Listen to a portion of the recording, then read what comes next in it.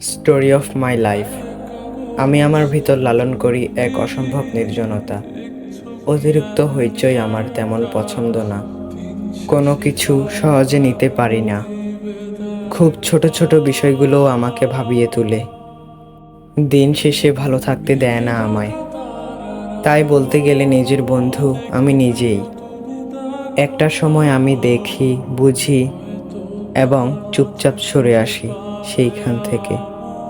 কারো অস্বস্তির কারণ হতে চাই না আমি। ধারণা করে বলতে পারেন, নিঃসন্দেহে অহংকারী। ব্যাপারটা আসলে তা না। আসলে সবাইকে ভালো রাখতে গিয়ে খারাপ করে দেই।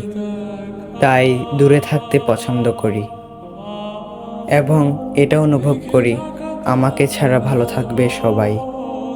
মূলত সবার খারাপ থাকার কারণ আমি নিজেই।